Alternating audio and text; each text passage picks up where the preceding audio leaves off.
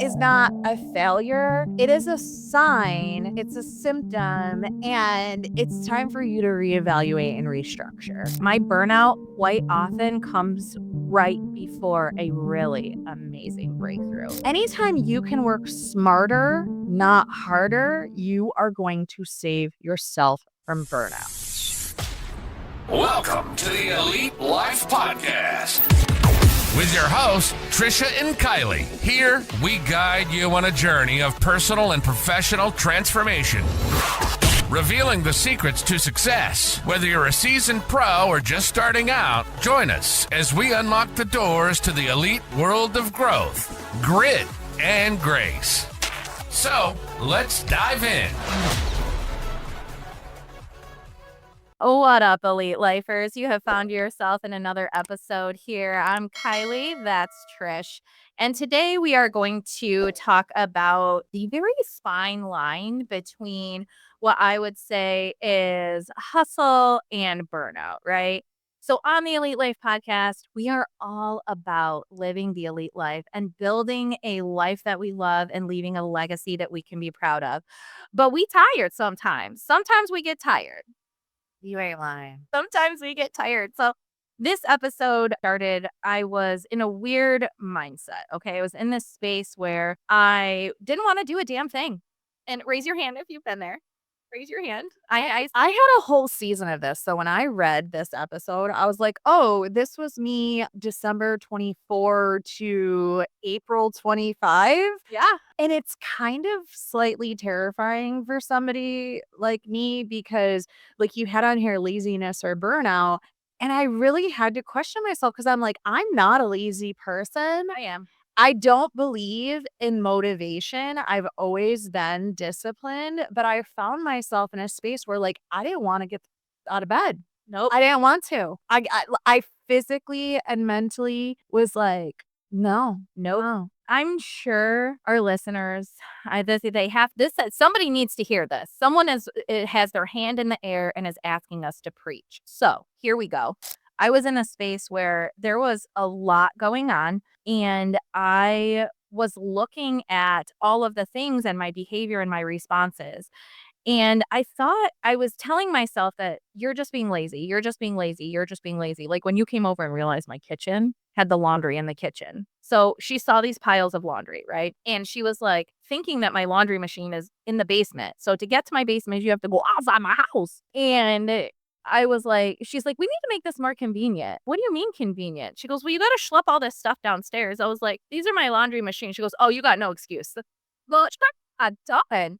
But here's the thing, friend. Okay. Here's the actual real truth. I do stuff from the moment I get up. The moment my eyes pop open in the morning, I say hello to God and my brain starts running. Even when we're out and it's just me and Ryan and we are on a vacation, he's like, why are you up? And I'm like, my brain is going. My brain is going. So my brain is working from the second I take consciousness until the moment I lay my head down. Okay. And so I had to give myself some grace and say, you're not lazy, Trisha. I'm not lazy. I'm burnt out. All right. So I wanted to share that story because I know that there are plenty of you out there who are feeling this way. And so we want to really talk about this. Okay. Everybody hits a wall. Everybody hits this wall. And I feel like making the distinction, okay, is going to help us get out of this. And that's what I needed to do. I needed to recognize that I was not being lazy. I was just overwhelmed and burnt out.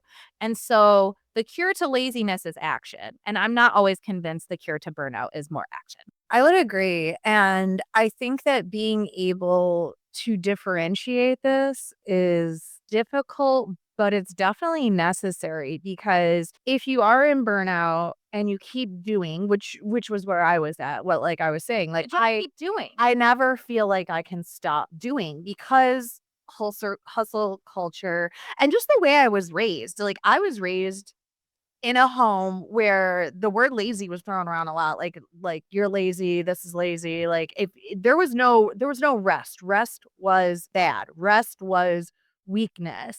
And when we are exhausted, the first thing we start to attack is our own identity. And I don't know about you, but I feel like many women are like me, where when those eyes open, we immediately go to all the things we need to do. And then when we lay down at night, we immediately go to all the things we didn't get done, Yeah. even though we did all day You did long. 80% of the thing. All day long, all day long. Like, there was no point in time, and there is no point in time in any of my days, nearly ever, where I am just being. And Nicole said to me one time, like, we're not meant to always be doing. Like, we're not human doings. Like, sometimes we are just meant to just be. We are human beings.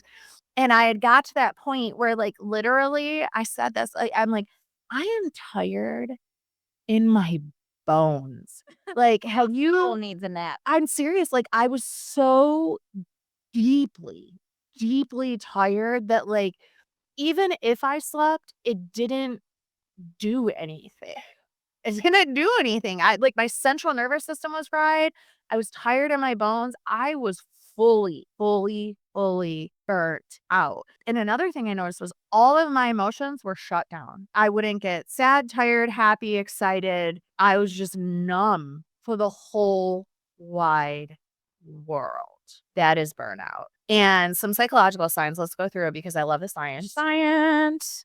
If you are irritable, if you are emotionally exhausted, you have no motivation, you're doing less, not because you want to do less and you're just being lazy, but because your brain literally cannot do it. It literally just cannot. You have fatigue, you have brain fog, you have decreased creativity. I would find myself, like, I just can't write the podcast. Like, nothing will come to my brain, or I would look at it and I'm like, I'm looking at words, but I'm not seeing anything. And so, like, behavioral signs will be like avoidance or perfectionism paralysis. You're like, I can't do this because I can't get it perfect. So I'll just do it tomorrow. I'll do it tomorrow.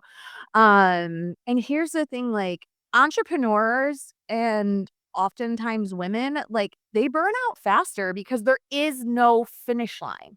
There's no finish line. There's no time where it's like, True. oh, when this happens, like, we don't have a 5 o'clock clock out, right? And if you're an entrepreneur and you're a woman, like, there is no clock out. It's open eyes to close eyes. And so you have this constant self-generated pressure and the emotional load of always being the one who has to figure it out. And that is where I was at. I always am the one that has to figure it out. And I was having to do that at home, in my personal life, in my business life, with my family, with my employee, with every single moment in my life. I had to figure it out, where we're going to eat, how the bills are going to get paid, everything. I'd have every single answer. And yes, a lot of that is self-generated pressure, but it also is the entitlement of the people around you, because all of your people get so used to you figuring it out and doing everything that they stop. They stop trying to figure stuff out or help you or be a part of, like, just helping you get out of it. And if the people around you are just letting you, like, get further and further and further and further into that, then I would take a second and reevaluate your circle, because that's what I had to do. I had to come to a point and realize, ain't nobody come to save me. Like, I have to save myself. And if I get to the point where, like, I'm this far down and I'm the only one that's going to save me, and that's fine. But even the people that are around me aren't even, like, checking in and saying, can I help you with something? Even if it's small, like, can I take you out to dinner? Can I take you to the spa this weekend? Can I pick the restaurant where we go to eat at? Bring you in, Alani. Can I bring you an Alani? Hey, like, Erica messaged me the other day and all her message said was, hey, friend, I was just wondering if you need a friend to talk to, you know? So, like, if you don't have people in your life, if your significant other isn't doing everything in their power to help you out and be a partner, if your partners aren't partners, if your friends aren't being friends, and you are fully burnt out, it's time to reevaluate where you're at.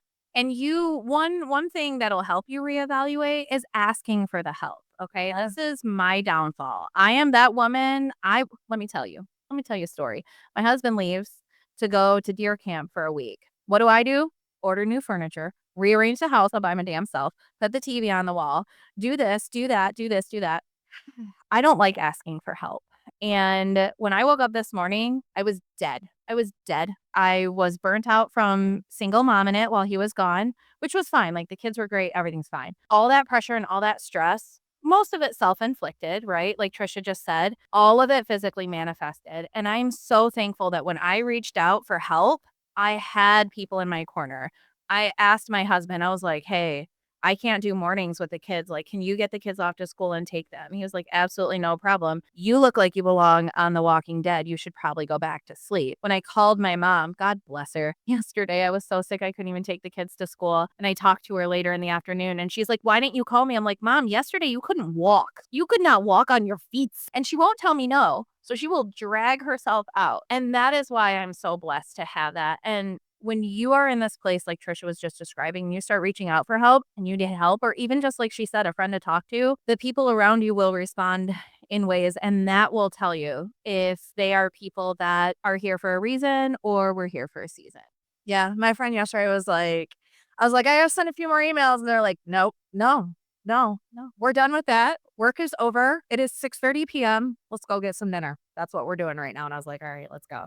Because here's the thing, like that stuff will be there tomorrow. It'll be there tomorrow. So recognizing that burnout is not a failure, it is a sign, it's a symptom, and it's time for you to reevaluate and restructure. That is what it is a sign of. Time to reevaluate and restructure. So, where burnout looks like hustle is, you're staying busy, but you're not productive. You're doing everything manually because you haven't built the systems that you need. You're saying yes when you should say no. Say no. Say no. Say no. If it isn't a full body yes, it is a no. And it's okay to say no. And you don't need an explanation either. Are you coming to my kid's birthday party? No. You don't have to say, no, I'm going to insert fake reason here. Just say no. Or will you be at the baby shower? No, but I'm sending a gift. Like, just a no is fine. If it is not a full body yes, it is a no. And that's okay. I was at a baby shower for my best good friend and I was leaving early. She goes, you're leaving early? I said, yeah, I got to take my mom home because her leg was falling off. She goes, are you coming back? I said, no. And that's it. And then you leave and they're fine. And they move on to the next thing, guys. They move on to the next thing. It's not that big of a deal. I always revert back to Pastor Stephen Furtick when he says, you're not that important.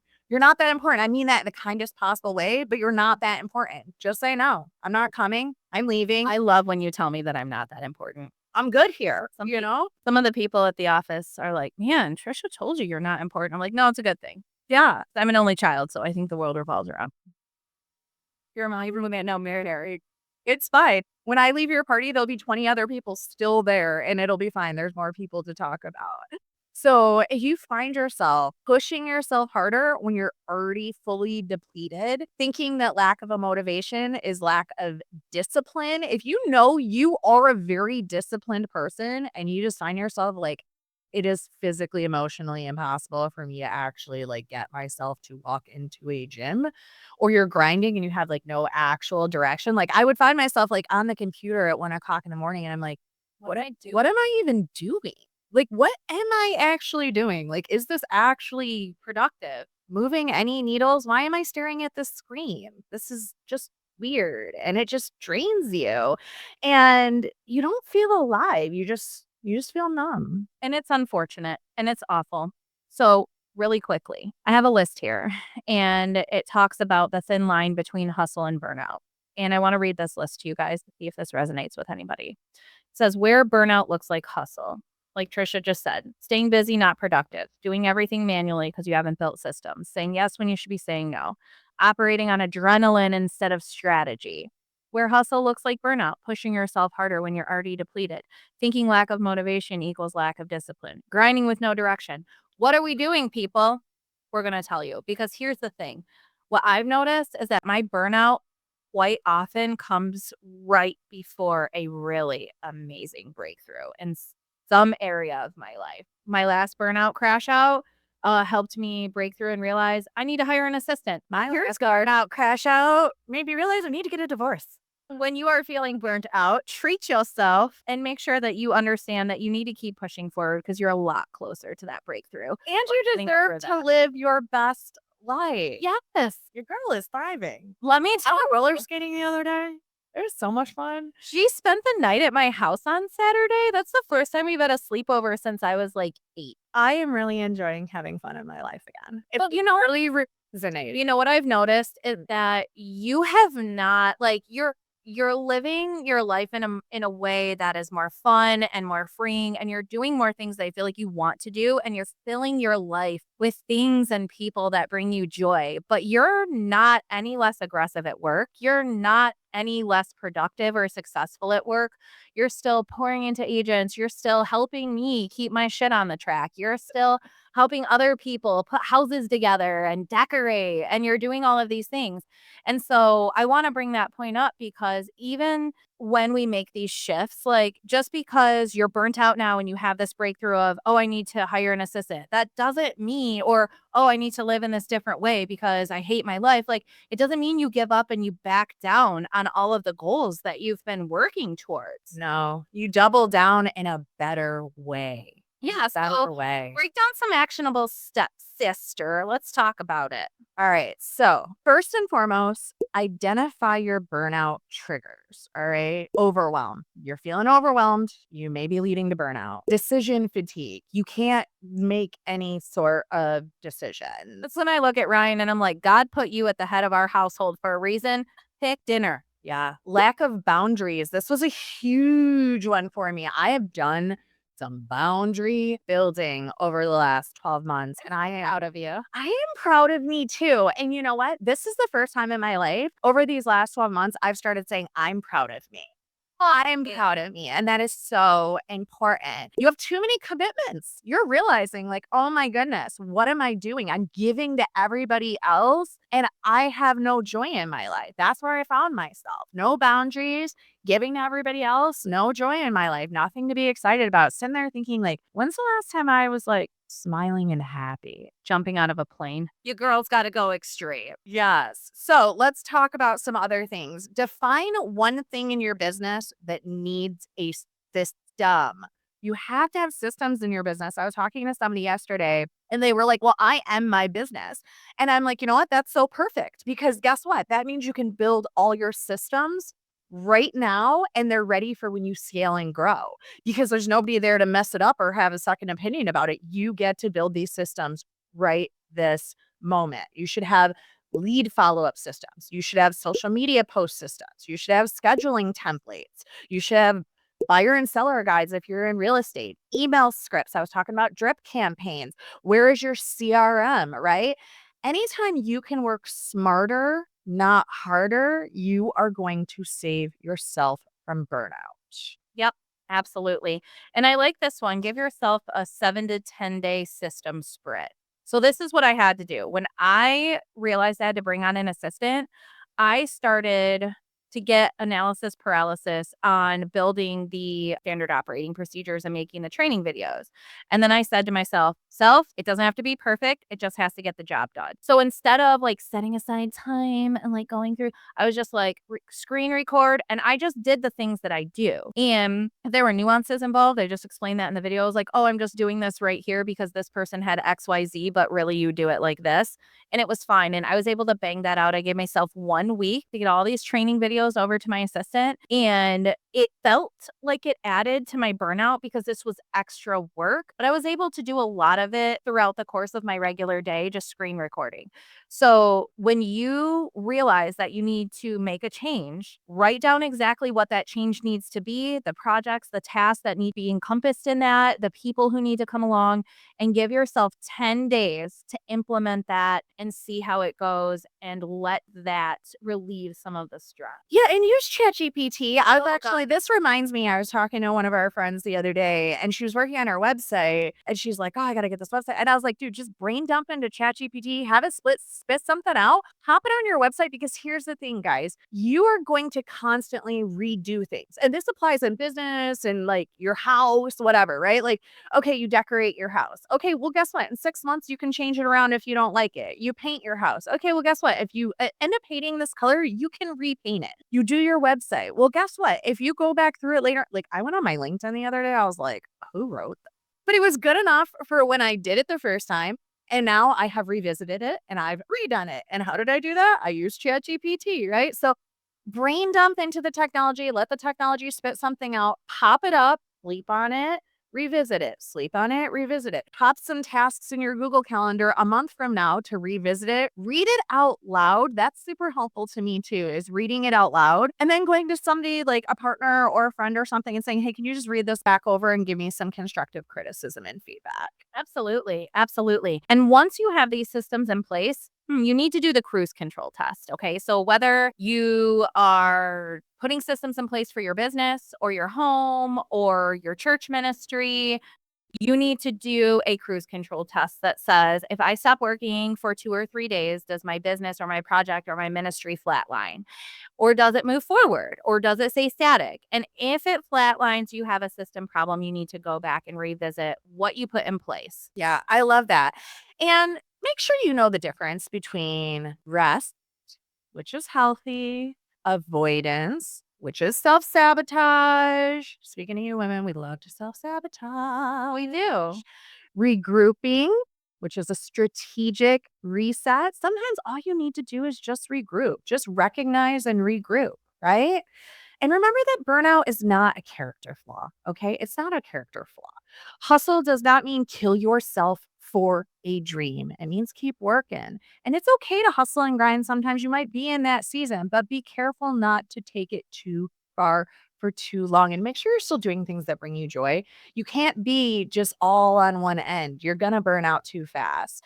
And you don't have to choose between ambition and sanity. You don't have to make yourself crazy to live the dream. You don't. So build strategic momentum, not chaos. I love that so much. I hope you guys got some good nuggets and you're all fired up. If you love the show, which we know you do, make sure you subscribe and share the show with a friend. You never know who's going through stuff, or if maybe you're listening to this and a specific person came to mind, shoot them a link. Let them know that they're not alone and you see them. And we're here to help. Always here to help. Thanks, friends. See you next week. Bye. Bye. Thank you for joining us today on the Elite Life Podcast with Trish and Kylie.